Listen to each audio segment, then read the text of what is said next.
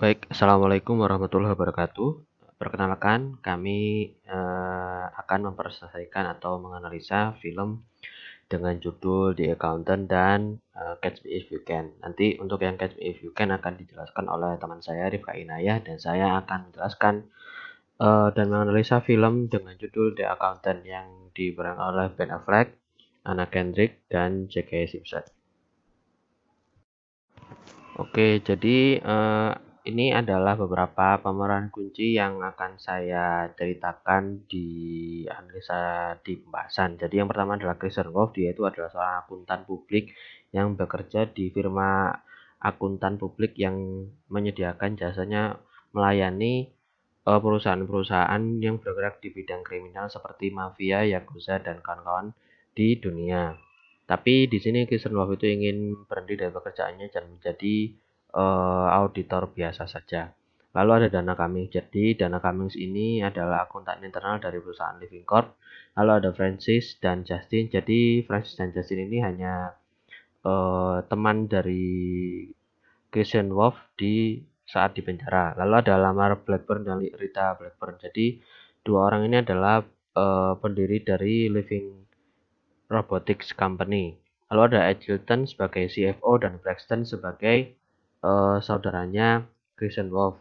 Jadi sebenarnya film ini tuh mengisahkan kehidupan Christian Wolff yang ingin bertobat dari pekerjaannya sebagai auditor perusahaan yang bergerak di bidang kriminal. Jadi dia tuh direkrut oleh perusahaan Living Robotic Company untuk menangani kasus adanya kehilangan atau adanya selisih di laporan keuangan uang sebesar 61 juta dolar yang ditemukan oleh akuntan internalnya yaitu Dana Cummings. Jadi dia itu direkrut langsung oleh Lamar Blackburn dan Rita Blackburn untuk menangani kasus ini.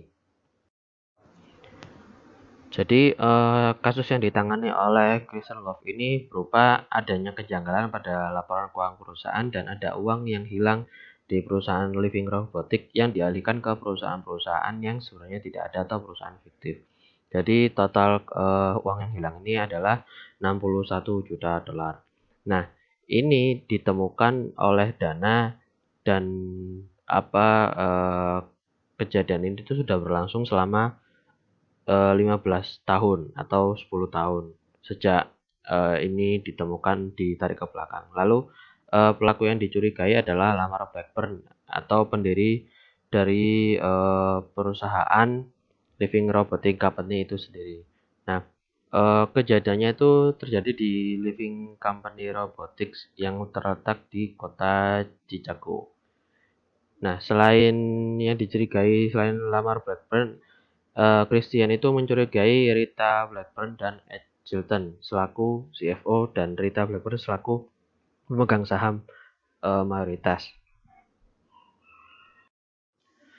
Jadi singkat cerita itu Christian ini dapat menyimpulkan bahwa pelaku yang sebenarnya itu adalah Lamar Blackburn karena di sini Rita Blackburn selaku pemegang saham mayoritas dan Ed Chilton selaku CFO itu telah tewas dibunuh oleh orang suruhan Lamar Blackburn. Nah, ini ketawanya ketika si Christian ini mencoba ke tempat tinggal Lamar Blackburn dan memberitahukan adanya kemungkinan-kemungkinan yang lain. Tetapi tiba-tiba Lamar Blackburn ini menginstruksikan agar si Christian itu berhenti untuk menyelidiki kasus ini karena Rita dan Ed Chilton itu barusan meninggal. Jadi alasannya itu karena berbelasungkawa.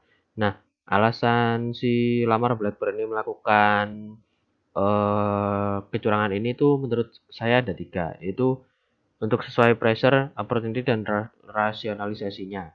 Jadi untuk pressure itu ya hanya keserakahan hanya keserakahan yang menjadi tekanan Lamar Blackburn ingin menguasai dan merebut semua keuntungan perusahaan. Jadi dia itu sampai membunuh Rita dan Edgerton karena mereka tahu kejahatannya si Lamar.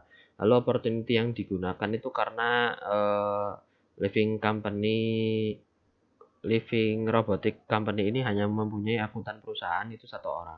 Lalu rasionalisasinya itu Lamar merasa bahwa dia adalah pendiri perusahaan dan pemegang saham paling berkontribusi dalam kelangsungan bisnis. Jadi dia itu selain pemegang saham itu juga sebagai CEO. Nah, cara lamar dalam melakukan kecurangan itu adalah lamar memindahkan uang living robotik selama 10 tahun terakhir itu ke perusahaan yang fiktif. Jadi, selama 10 tahun terakhir itu lamar itu memindahkan uang-uang yang berupa hasil penjualan itu ke perusahaan yang fiktif. Lalu, lamar itu membelanjakan uang tersebut ini untuk membeli saham living robotik dengan harga murah. Jadi, dia itu membeli atas nama perusahaan yang fiktif itu membeli sahamnya Living Robotics. Jadi suatu saat itu bakal direbut perusahaan itu secara perlahan. Lalu menghasilkan kas yang bertambah ke kantong pribadi sebesar 61 juta dolar yang merupakan selisih pada laporan keuangan. Ya, pesan moral yang dapat disampaikan pada film ini adalah meskipun Chris yang itu memiliki keterbatasan berupa autisme, namun dia menerimanya dan ayahnya melatihnya hingga memaksimalkan potensinya dan menjadi seorang akuntan yang gigih, berintegritas dan profesional menuntaskan tugasnya walaupun itu harus menggunakan kekerasan dan mengancam nyawanya sendiri dan teman atau koleganya. Lalu untuk deteksi yang dapat eh, dilihat dari pelanggaran atau kecurangan ini adalah memeriksa jajaran manajerial. Jadi memeriksa jajaran manajerial itu harus eh, terlihat gimana manajerial itu menjalankan bisnisnya, apakah ada kejanggalan atau tidak. Lalu adanya keterkaitan dengan pihak eksternal. Nah, di sini tuh si Christian Wolf itu sebelum menangani kasus itu dia mencari informasi-informasi yang atau pihak-pihak eksternal yang berhubungan dengan Living Robotic Company termasuk bank bank yang digunakan dan jasa-jasa apa saja yang pernah digunakan. Lalu laporan keuangan dan karakteristik operasional. Yang selanjutnya adalah auditor internal dan yang terakhir adalah auditor eksternal. Lalu untuk preventionnya itu perusahaan harus membuat perjanjian di atas kertas mengenai pembagian keuntungan saham, lalu membentuk komite audit dan sebaiknya itu perusahaan merekrut akuntan manajemen dan auditor internal lebih dari satu orang. Baik, demikian yang dapat saya sampaikan. Semoga bermanfaat. Selanjutnya akan dilanjutkan oleh Rifka. Terima kasih.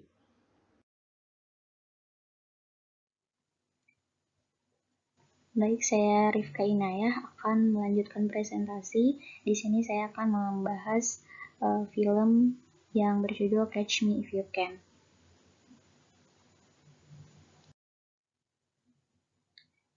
Jadi, Catch Me If You Can ini adalah film yang diangkat dari kisah nyata di mana film ini menceritakan biografi dari Frank William Abagnale. Jadi Frank ini adalah seorang pemuda yang cerdas di mana ia menggunakan kecerdasannya untuk memasukkan cek. Bukan hanya cek, tetapi Frank juga kerap kali memasukkan identitas, bahkan ia melarikan diri dari satu negara ke negara lain. Frank melakukan aksinya ini sejak ia berusia 16 tahun hingga 21 tahun. Frank berhasil memasukkan cek di 26 negara.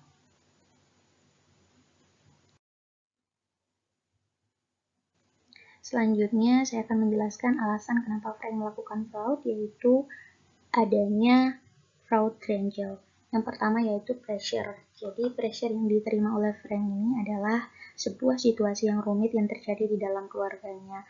Jadi pada awalnya Frank memiliki keluarga yang harmonis dan ia juga mempunyai ayah yang sangat hebat. Akan tetapi di tengah jalan ayahnya tersandung kasus akibat penggelapan pajak. Nah, akibatnya mereka harus pindah dari rumah mewah ke apartemen sederhana.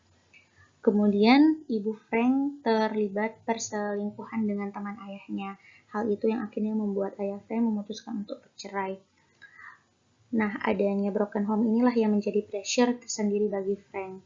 Kemudian Frank terpukul dan ia memilih untuk pergi meninggalkan rumah untuk hidup mandiri.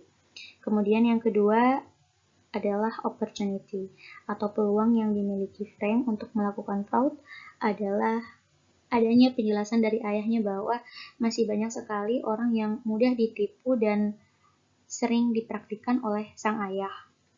Nah, opportunity ini pun berkembang setelah Frank menerima buku tabungan atau rekening bank pertama dari ayahnya sebagai hadiah ulang tahun Frank. Buku tabungan tersebut beserta beberapa cek kosong yang nantinya akan menjadi alat utama dalam melakukan fraud. Peluang Frank juga semakin besar karena didukung kecerdasannya dan pada saat itu masih sangat lemahnya sistem yang diaplikasikan dalam menghadapi fraud, khususnya dalam sistem cek perbankan.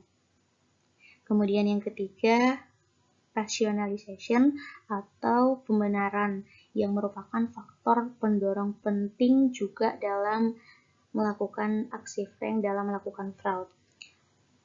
Frank telah memalsukan cek sejak ia berusia 16 tahun sampai 21 tahun, sehingga Frank merasa nyaman dan merasa sudah biasa melakukan hal tersebut. Kemudian Frank juga semakin dalam melakukan fraud ketika ayahnya secara tidak langsung mendukung untuk tidak menghentikan aksinya melakukan berbagai fraud. Jadi secara tidak langsung bahwa ayah Frank ini adalah inspiratornya dalam melakukan fraud. Pertanyaan selanjutnya adalah bagaimana Frank melakukan fraud? Jadi dengan kemampuannya membaca karakter manusia yang senang dipuji, Frank berlatih mengelabui petugas yang memeriksa keaslian cek sebelum cek dicairkan. Jadi Frank akan mulai memanggil nama petugas tersebut dengan namanya dan kemudian memuji penampilan fisiknya. Kemampuan ini pun ia pelajari dari ayahnya. Kemudian Frank pun juga berhasil menyamarkan identitas dan menjadi co-pilot di sebuah armada penerbangan ternama di Amerika Serikat, yaitu Pan America. Frank menduplikat cek gaji palsu untuk mendapatkan gaji dari pilot yang bisa dicairkan di beberapa tempat. Nah, dengan mudahnya Frank melakukan hal tersebut. Dari penyamaran pilot, Frank berhasil menaikkan gaji berulang kali dan terbang ke seluruh penjuru daerah dengan gratis. Selain itu, Frank juga merayu seorang suster di rumah sakit untuk mendapatkan sedikit pengetahuan tentang kedokteran. Setelah itu, Frank melamar untuk menjadi dokter di sebuah rumah sakit dengan cara membuat ijazah palsu dari fakultas kedokteran ternama. Akhirnya, Frank diterima menjadi dokter dan ia menikah dengan seorang suster yang dirayunya tadi. Tidak hanya ijazah palsu dari fakultas kedokteran, Frank juga membuat ijazah palsu lainnya dari fakultas hukum dan menjadi seorang hakim. Frank terbukti memasukkan cek senilai 2,5 juta dolar di 26 negara selama 5 tahun.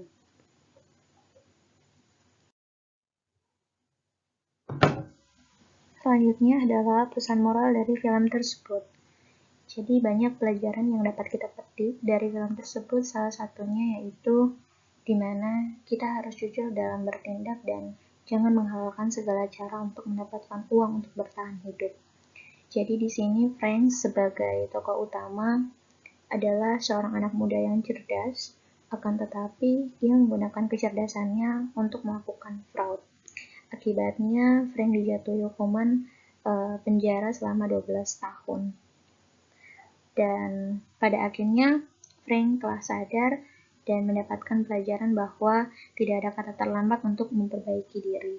Karena kecerdasan yang dimiliki Frank dan kemampuannya dalam membedakan cek yang asli dan palsu, Frank saat ini menjadi seorang konsultan keamanan di Amerika Serikat. Ia bekerja untuk FBI dan jasanya masih digunakan sampai saat ini oleh Fortune 500 atau 500 bisnis paling terkemuka di dunia.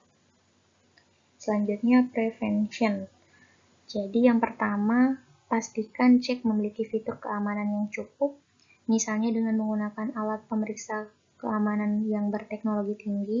Kemudian yang kedua, dengan mengimplementasikan sistem pengendalian internal secara ketat di seluruh bagian dan tingkatan operasional perusahaan, misalnya dengan adanya pemisahan fungsi antar staf akuntansi dengan jelas dan tegas. Yang ketiga, hancurkan semua buku cek kosong dari rekening bank yang tidak aktif atau telah ditutup sesegera mungkin. Yang keempat, periksa buku cek begitu diterima dari bank. Simpan buku cek yang belum dipakai di tempat yang aman dan dalam kondisi terkunci.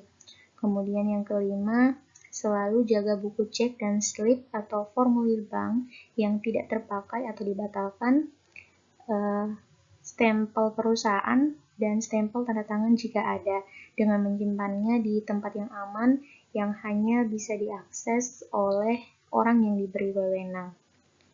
Baik, demikian presentasi dari kelompok kami.